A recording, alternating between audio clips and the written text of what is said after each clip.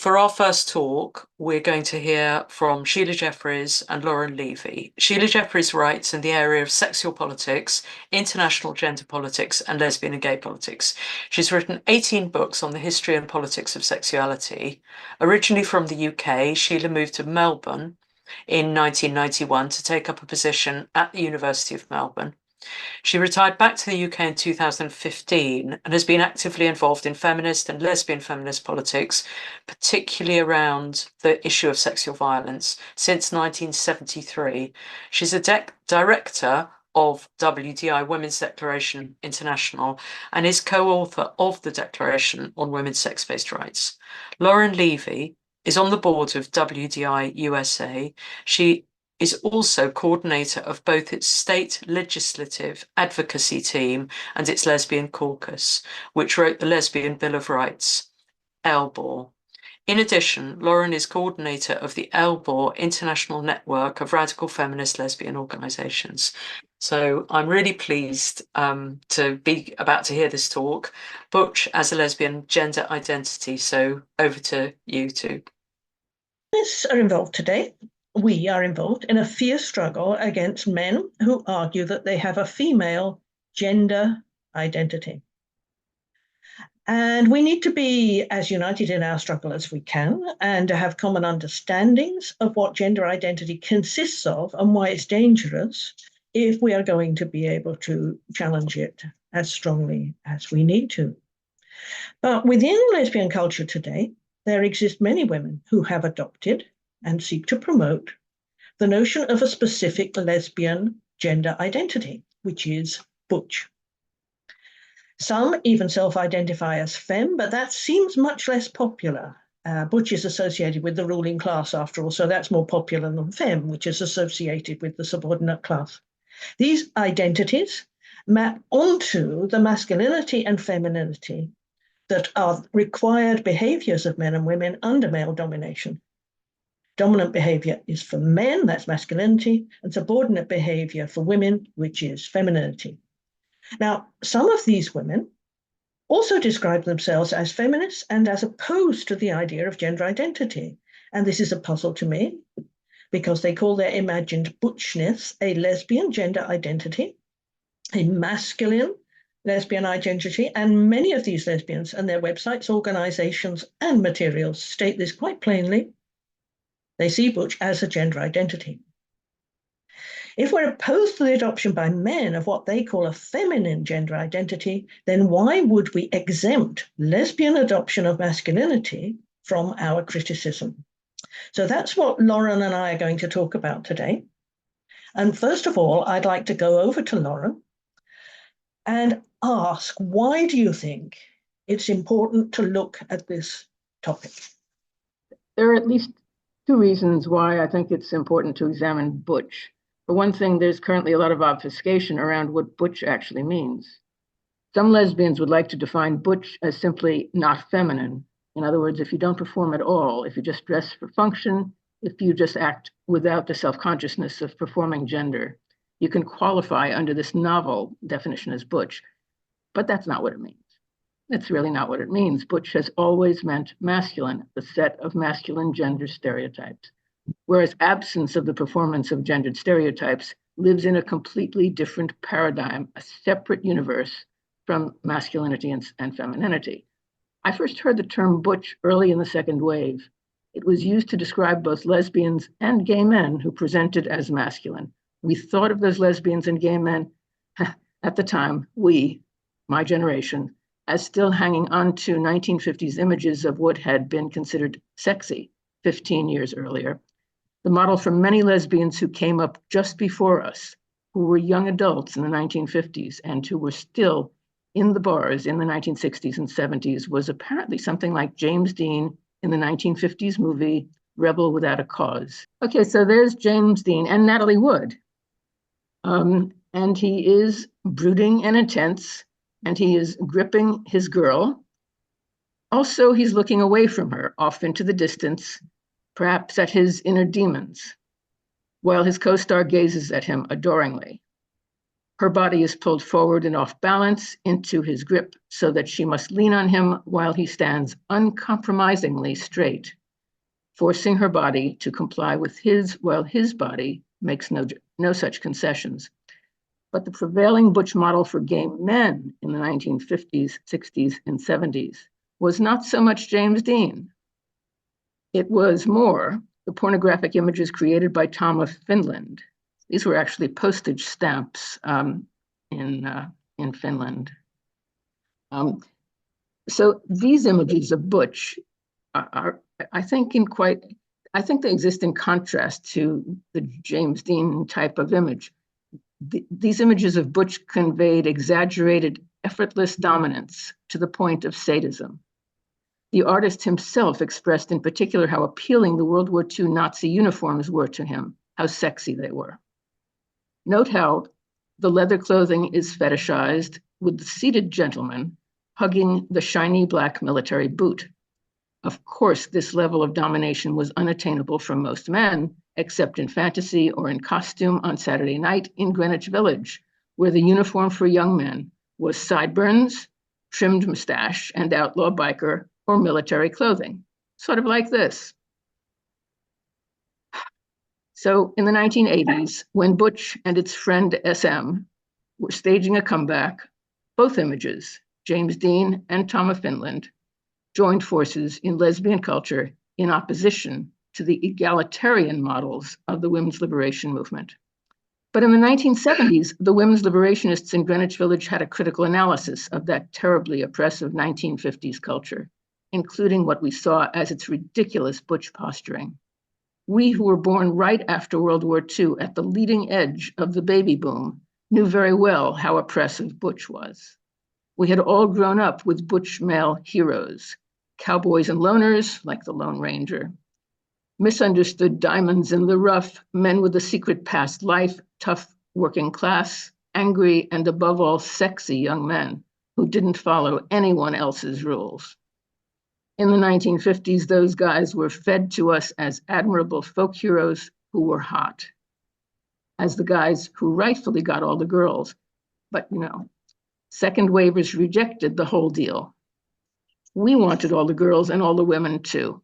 And we wanted them all to be free of James Dean and Brando and Elvis and the others. And we aimed to make our own new culture based on liberation and equality. We aimed, as Sheila has observed, to eroticize equality, which isn't hard. So I think another reason why it's important to look at masculinity and femininity with a critical eye is in order to change our culture from one that is patriarchal and oppressively hierarchical to one that is egalitarian. Women and lesbians in particular will be unable to take down patriarchy without a critique of how and why we ourselves support patriarchal behaviors and structures. Second wavers considered this self-critique to be crucial. The second wave of the women's liberation movement was based at its core on lots of local consciousness raising groups. Important academic writings grew out of analyses that were first made in CR groups. And then the ideas in those writings made their way back into CR groups for further development, and not just CR groups, into just discussions among friends and discussions with strangers at bars, and it was just in the air. Women talked about ourselves, our stories, and how those stories related to a patriarchal system of interconnected laws, customs, religious and spiritual beliefs, science, and family structures. So inevitably, women in those groups looked at our own life events, our own behaviors, our own feelings about them, and we developed some understanding. Not that bad things that happened to us were our fault, but that changing our own behaviors was probably the most accessible and most effective way to throw wrenches into the gears that drive the patriarchal machine, breaking it beyond repair.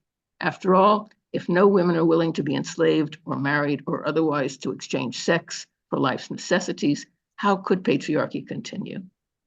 Our thinking was if there were no slaves, there could be no masters. Furthermore, how could capitalistic economies survive without women's unpaid labor? So right up there with sisterhood is powerful was also don't participate in your own oppression. And so in our In our groups, we examined our own behaviors for ways in which we might be unwitting collaborators in patriarchy, with an eye toward putting an end to those behaviors in ourselves. I'm going to look at the history from where Lauren was talking about feminists questioning all of this. So I want to go back and look at what they actually said when they started to question roles and question butch and femme. The rejection of roles was an integral part of feminism at the time of the WLM. Indeed, such a rejection was, according to Anne Coate, a very significant feminist theorist of the early 70s, the very definition of radical feminism. To me, it means the advocacy of the total elimination of sex roles. A radical feminist, then, is one who believes in this and works politically towards that end. Roles, she said, were male political constructs that serve to ensure power and superior status for men. And these roles are now called gender. So the work of radical feminism today is the abolition of gender. Now, gay liberation at the time, from 1969 to the early 70s, was very much committed to the elimination of roles too, because there had been butch-femme roles within gay male relationships, as well as within lesbian ones. And as one male gay liberationist in the UK put it, we've been forced into playing roles based upon straight society, butch and femme, nuclear marriages, which continue within the relationships the same oppression that outside society forces onto its women. That was actually from the early 70s, so it was in a collection. So that's very straightforward, and there was a great deal written about that, and the gay liberation in Britain particularly. In the late 1960s and early 1970s, the first lesbian feminists who started to create the movement in the US also opposed and criticized butch-femme role-playing. They were very familiar with it because they'd been in lesbian communities in the 1960s. They knew what it was all about. And first of all, here we have Del Martin and Phyllis Lyon, who were the founders of Daughters of Bilitis in the US. They explained that the demise of role-playing had been a long time coming. We have watched the decline of the butch-femme concept of relationship for 16 years. It's been a gradual decline. The stereotype has not yet vanished. And then on to Sydney Abbott and Barbara Love, two more important lesbian feminists from the early 1970s, and they wrote the splendid book, Sappho Was a Right-On Woman. And they say of the terms husband and wife, for instance, they say, these are the only words in our culture that convey love, trust, permanence, and responsibility in a relationship. The vocabulary of homosexual relationships comes from heterosexuals and is seldom appropriate to homosexual love. Lesbian role plays, they said, because lesbians are raised in a role-playing society. And it disturbs me deeply these days to hear lesbians calling each other their wives, my wife this, my wife that. I mean, we opposed all of this for such a long time, and we opposed it so sturdily. And now we're back in a situation where lesbians use the term wife as if it's positive of each other. And I think that is a problem because, of course, we have no alternative. So lesbians have chosen to move into heterosexual married relationships legally now, which is exactly what we were trying to get rid of in the early 70s. Now, what I'm going to do is show some slides, some pictures that I got off the internet. They're all American, in fact, and they're random. But I think they're quite useful in showing what we lesbians in the 1970s, I wasn't there in the very early 1970s, which is when most of these photos were from, but what women looked like as lesbians, having eliminated as much as they could role-playing from their life. Now, this is a rather splendid photograph of two women doing motor mechanics by Jeb, J.E. Birren, the photographer. There's nothing obviously masculine about what they're doing, although what they are doing, and lesbians tried to do all of these things themselves, which have previously been done by men, but there's no masculinity in the picture. Now, this is a nice picture from, I think it actually is 1969, Lavender Menace. Betty Friedan, who set up NOW, the National Organization for Women, was hostile to having lesbians visible within the organization because she thought it would put women off. And so a splendid group of lesbians got together and took over the mics, called themselves Lavender Menace because Betty Friedan in hostility called lesbians Lavender Menace at the time. And this is who they are. No masculinity in that lineup either, but though they are very important and iconic lesbian feminists of the time. And this is Lesbian Feminists as a march. At a march there from Lesbian Switchboard, somewhere in the US, I don't know where. It says it's a 1973 march, and this is what lesbians looked like. I mean, lesbians looked like many things at that time, but there was nothing particularly lesbian, obviously, about this photo. And this is Alex Dobkin here in the front from the early 1970s.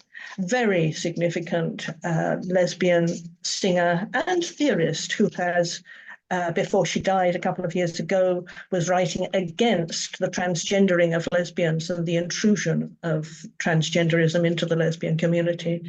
And her songs are, fundamental to lesbian feminist culture. I think it's reasonable to say someday we must play some. Okay, and nothing masculine in this photo either. Now, throughout the 1970s, at least in the UK, there was not much said about butch and femme because it was generally understood, at least by those taking part in the new feminist lesbian scene, as problematic politically. Then what happened in the 1980s was that the movement of lesbian sadomasochism came over to the UK from America, and part of that movement was the romanticizing of butch and femme, because those are about power, butch and femme, and masculinity and femininity, top and bottom. Butch and femme was brought back and eroticized and said to be what real lesbianism was, against the unpleasant to those women interruption of lesbian feminism, which criticized the practice. So let's look at what was being said in the 80s as butch and femme was brought back, and it was brought back particularly in pornography, mild forms of pornography. It was about, women being excited about being masochistic in butch femme relationships. The first one is from Joan Nessel, who set up the Lesbian Archive in New York City.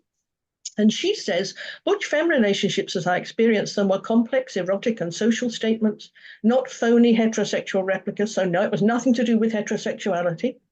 They were filled with a deeply lesbian language. So it's a specific lesbian language. Lesbians were not affected by the dominant culture in which they lived. It was a deeply lesbian language of stance, gesture, dress, love, courage, and autonomy. In the 1950s, particularly, butch femme couples were the front lines warriors against sexual bigotry. So not only were butch femme couples nothing to do with heterosexuality or the dominant culture, but they were the best of the best. They were the front line. They were out there. They were ones who were doing the politics. They were, characteristic of the new feminism, supposedly.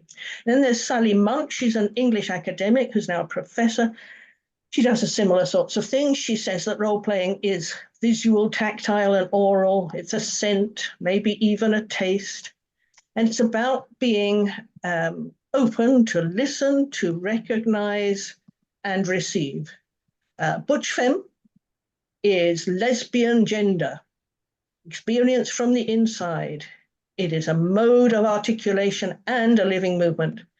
It is the way our bodies speak our desire. In short, butch femme is a way we can inhabit lesbian desire, a habitus. I mean, I have no idea what she's talking about. I have to say to you, I have no idea what she's talking about because this is sort of academic speak. But in all of the lesbians, pornography and erotica being created around at the time around butch and femme, there is this sort of language which makes butch and femme actually what lesbianism is. We're supposed to accept this is what it is, even if we don't understand what they're talking about. So butch and femme were brought back and eroticized as part of sadomasochism in the mid-80s. This is a couple more lesbians talking about the problem with feminism. Lesbian feminism is it wasn't sexy enough. And this is the US Femme. Amparo, he accused the feminists of having neutered sexuality through criticism of roles, SM fantasy, or any other sexual differences. It's important to recognize that these women are unable to see lesbian sexual attraction to each other than in the form of a power difference, butch and femme, which was absolutely not what the rest of us who are being very enthusiastic about sexual relationships with each other at the time were doing. So we're sort of written out of the picture if our sexual interest in each other is not organized around butch and femme. She said lesbian feminists challenged roles because they were profoundly afraid of questions of power in bed. So we were afraid, and you should not be afraid of power. What she means is power difference, because if somebody's got power, somebody else hasn't. She, like other role players, thought feminism was boring because it became this really repressive movement where you didn't talk dirty and you didn't want dirty. It really became a bore. That's very odd, this talk dirty stuff. I don't understand why sex should be dirty and why talking about sex should be talking dirty. It's really strange sort of throwback to the 50s kind of language, really. Then the femme therapist, Arlene Ishtar, she opined that when she slept with lots of dykes in the WLM, it was warm and soft and home, but well, it wasn't hot. Madeline Davis said that she could not understand not being role identified. She said she believed lesbians who said they were not, but all seemed so the same to me and sort of boring. They're too busy holding hands and swaying and singing about filling up and spilling over. That relates to the lines of a significant lesbian feminist song at the time, which I don't have in front of me. So this is femmes, it was mostly femmes writing the pornography and writing their masochistic excitements and talking about their masochistic excitements and attacking lesbian feminists for wanting to do something about all of that. These women were really, really, really angry with lesbian feminism. They really opposed us, and they won. In the 1980s, the lesbian feminist attempt to eroticize equality, to get rid of the eroticizing of power difference, was defeated. Amber Hollenbauer was beside herself. She says, sometimes I don't know how to handle how angry I feel about feminism. I have a personal fury.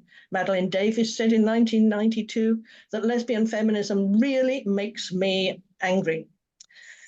Okay, can we go on to now look at what butch and femme is all about? In the 1990s, this got slightly more sophisticated, the definitions of what butch and femme was.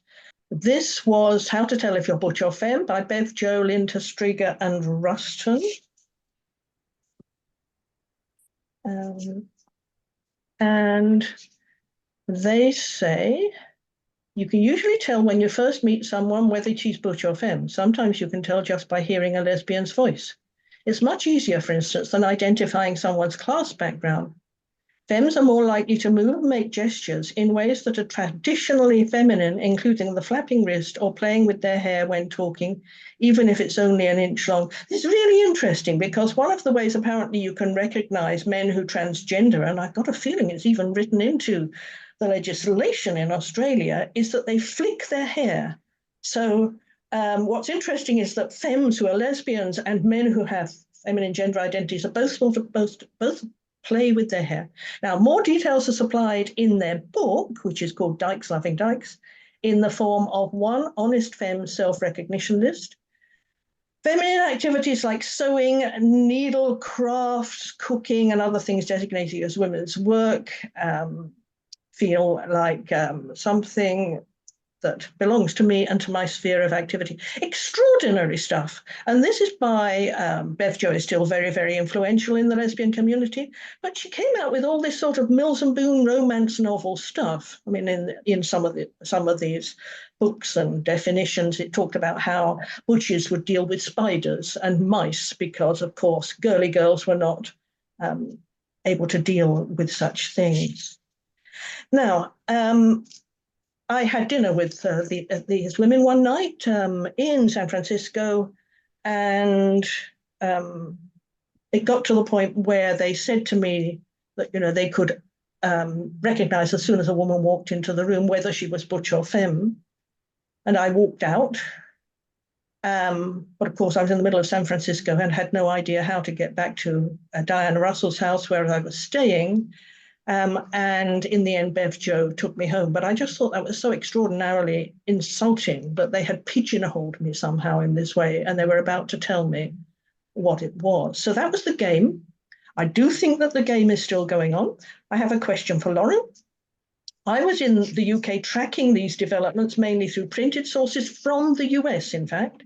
There was a cult of sadomasochism developing in the 80s, and Butch was a part of it, perhaps in the UK, although I wasn't aware of that because no one I ever knew identified as Butch. What was happening in the US? US lesbian culture in the 1980s, as I recall, was characterized by what some observers call the sex wars. I remember conversations about how hot similarity and symmetry can be, as well as revolutionary among radical feminists. A sexual interaction between non-performative women whose presentations resemble each other and whose presentations reflect functionality and suitability for work, as opposed to decoration, that's revolutionary. And for us, a women's revolution was exciting. In response to the criticism that sexual desires and behaviors are immutable, in other words, I am what I am, I was born this way, we responded, but of course humans can change ourselves. Second wavers had changed ourselves and tremendously. You know, we had overcome our childhoods in the 1950s. And we had witnessed other women changing themselves. Actually, if changing one's own desires and behaviors is not possible, then Big Psych is really in trouble, which it should be, but for other reasons. But there was rebellion against all of that beginning in the 1980s, egalitarianism, rebellion against the egalitarianism. The Michigan Women's Music Festival at that time prided itself on diversity among the festies, the attendees. So attendees could choose from a myriad of areas, physical areas to hang out, including a chemical-free area, an area for late-night loud partiers, and an area for openly practicing SM. And there was a Butch parade and many other areas. But so while pretty much everyone had a comfortable zone at Mishfest, and they also came together as women in all their diversity to enjoy the music and the total immersion in lesbian space, the factions didn't admire each other. The SM dykes and the Butch femme throwbacks seemed to feel that they were way more socially transgressive than boring vanilla lesbians and political lesbians, as Sheila has mentioned. In fact, they wondered out loud whether radical feminist lesbians could actually generate enough heat to have sex of any kind. Pat Califia of San Francisco is an example of a lesbian who absorbed the ever-changing transgressive sexual trends that mainly originated with gay men, and then promoted those trends to lesbians and others through her writing, mostly in The Advocate. We all read The Advocate at that time. Starting in the 1980s, Pat evolved from being a lesbian to embracing not only Butch femme, but also sadomasochism, sadomasochistic orgies with men as well as women, pedophilia, and most recently, transgenderism. She now goes by the name Patrick and identifies as a bisexual trans man. So it appears that transgressiveness itself was at the core of the rebellion against radical feminism or any other structural analysis, and that transgressiveness for its own sake, I can't see it as anything other than utterly patriarchal. Now, the romanticizing of Butchness was promoted particularly in one aspect of the re-embracing of role-playing in the 1990s, which was drag king shows. In the 1990s, drag kinging began as a form of entertainment in lesbian communities in the US and the UK. Drag kinging formed a halfway house between the return of role-playing and the adoption of masculinity by Butch-identifying lesbians in the 1980s, and the development of the transgendering of lesbians, which took off in the 1990s. One drag king said about herself in a book about drag kings in the UK in the early 1990s. For example, butches don't often let themselves dance.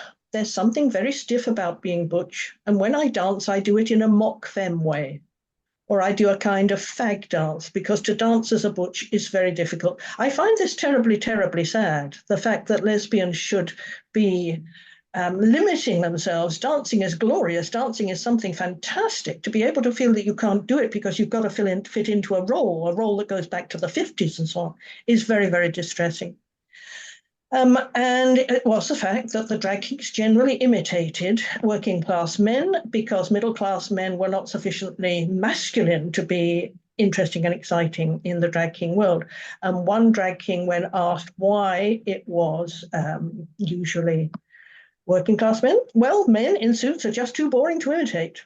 With their suits and parted hair. There's no theatre there. In other words, they're not really masculine enough.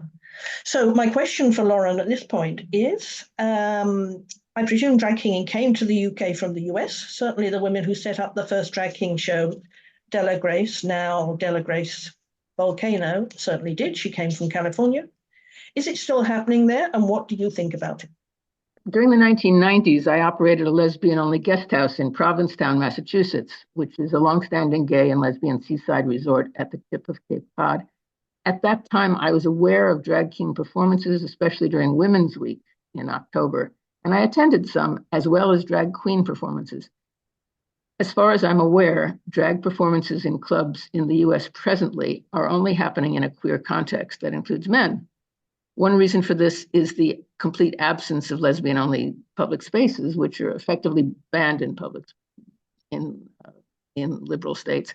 I'm hesitant to comment further because I haven't personally seen drag since the 1990s, except I will say, based on my past experience, I can only imagine that lesbians engaging in or watching drag performances, either by men or women, are immersing themselves in woman-hating imagery. This is because the men in woman face are showing contempt for women, but it's not parallel.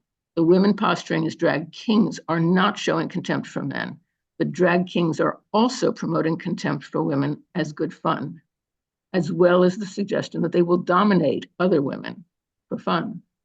I imagine such a performance also supports the appealing illusion of the masculine woman as invulnerable to being dominated herself. So lesbian enthusiasm for drag doesn't appear to me to be in our interests. I think it's a very good point that drag kinging is about contempt for femaleness, as is drag queening. It's the same thing in both situations. So transgenderism was the next stage for some of the women who were going through these changes.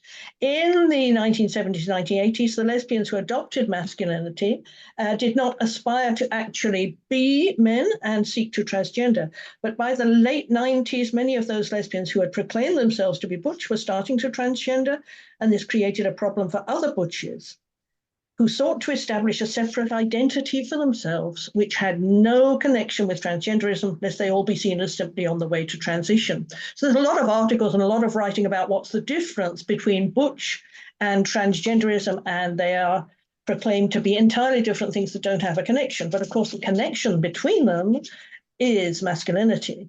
So it seems fairly clear, and it did to me at the time, that butchness provides a pathway to the transgendering of lesbians, and that's what I was writing about at the time.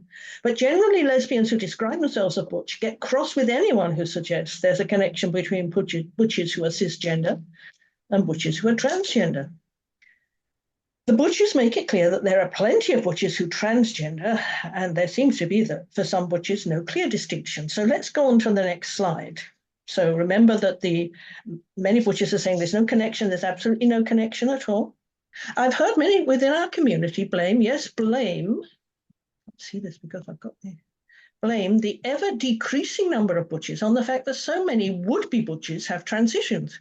I've spoken to numerous friends who've transitioned, and I'm appalled at how they've been treated. Many who have transitioned to FTM have shared that their lesbian friends no longer consider them part of the community because they now identify as men. What I think is interesting about this is, yes, there is this worry that there's a decreasing number of butchers, and it may be because some of them are transgendering. But what's interesting is this woman says there's no connection at all between butchers and lesbians who transgender, although then it's quite difficult to know where the lesbians who transgender come from. And then she says she's spoken to numerous friends who have transitioned. So clearly, in her network of butches, there is a big connection between butchness and transgenderism, although she says that really there is no connection. So my question for Lauren here is, do you see a connection between butchness and the transgendering of lesbians? Well, yeah, it seems the connection seems apparent. I see a butch to trans continuum that is analogous to the butch to SM continuum of decades past. On online dating sites presently, it is common to see lesbians stating up front that they seek either butch women or trans men. So I think it's widely conceived of as a continuum, and perhaps that's accurate. Perhaps it is a continuum, despite protestations from TERFs who identify as butch. Also, in a context where lesbians are effectively prohibited from meeting publicly exclusively with other lesbians, if you want to go clubbing, the only option is to mingle with the queer crowd and leave your turfery at the door. And where butch lesbians used to try to be as masculine as possible, so as to have as much social capital as possible in lesbian social circles, now there are three factors that are different. First, lesbians are held in contempt in queer spaces. We're not even considered lesbians if we're TERFs. Second, there are men in those queer spaces. It's real hard to out-butch a man.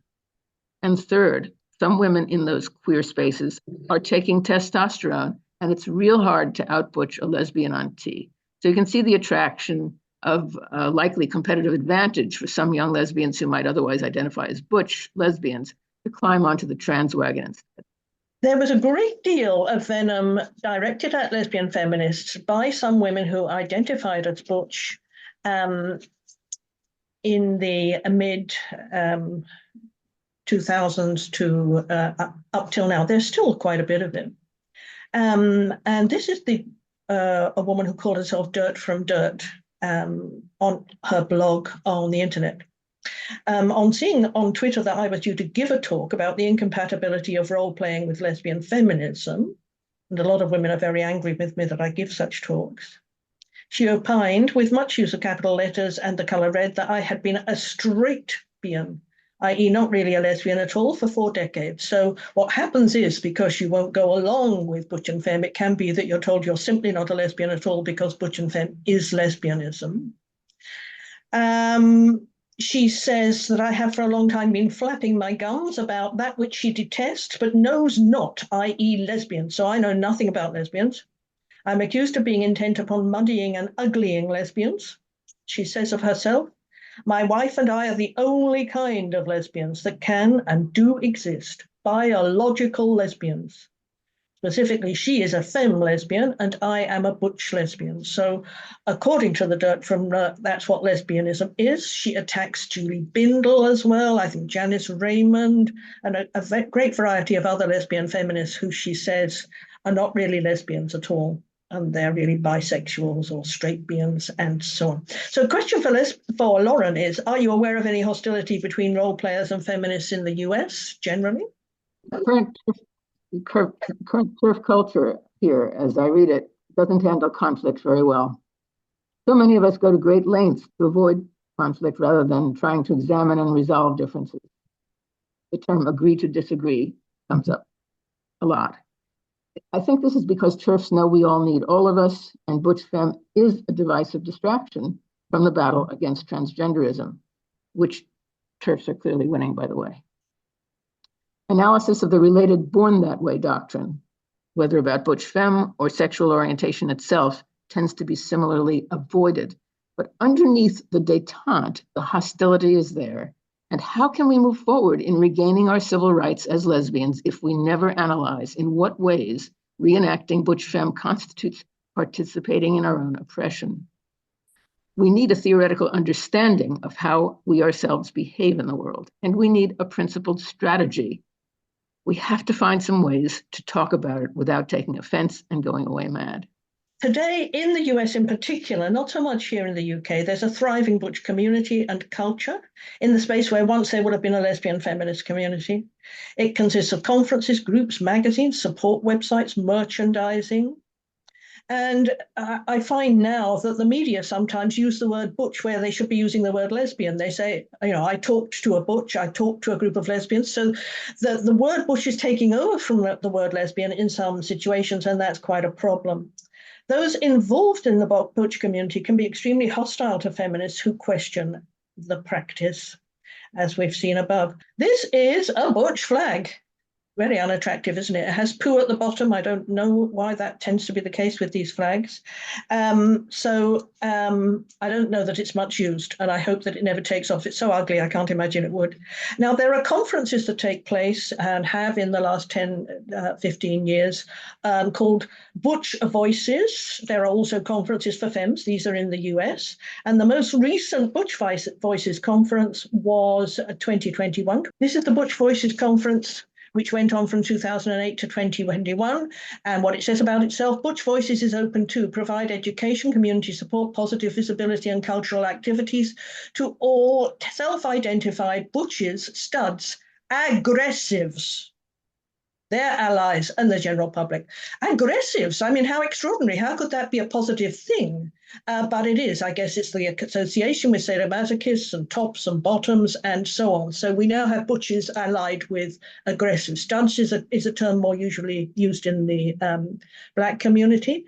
Allies and the general public. So they see themselves as victims. They're the public face of lesbianism. They are victims. They get attacked. They need allies. Anybody who isn't a butch, women, like probably a lot of us here, should really be being allies to the butches, who are a kind of heroes of lesbianism. Why do you think it is that there seems to be this thriving butch culture today? Thanks to the resurgence of woman hating, both by men's rights activists on the right and queer and trans on the left, lesbians are widely held in contempt and outright hated everywhere. We are, after all, the only women who deny sexual access to all men, and in 2024, that's forbidden. Taboo. The very word lesbian gives lots of lesbians the creeps. They can't even say it without experiencing shame. Butch, as well as trans man, seem to offer more dignity because they're associated with men. Some lesbians still say they're gay women rather than lesbians because, again, gay teams them with gay men. Dignity, protection. Furthermore, butch and trans man evoke imagery of valor, as Sheila mentioned, especially if those identities are claimed as they are to be inborn. In other words, it's claimed that a butch can't help herself. So if the butch behavior is innate and immutable, she can claim to be victimized in a way that is similar to racism. In the face of butch phobia, she can understandably be outraged, emotionally traumatized and fragile, and courageous, like the James Dean character in Rebel Without a Cause. This is all in stark contrast to a political lesbian who is currently dismissed as privileged because she acknowledges that she has a choice. So claiming a butch identity serves as an individual adaptation to gaining more social currency under patriarchy's current version. But it does nothing good for women or lesbians as a class.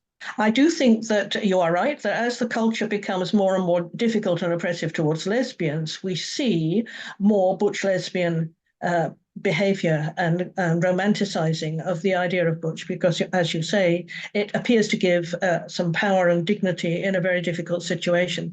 So we need to understand the political background of why this is happening. But presently, I think there is a bit of a criticism of all of this, as in you and I speaking here today. So to sum up, how does butchness harm lesbians and feminism? Well, butchness is a Trojan horse.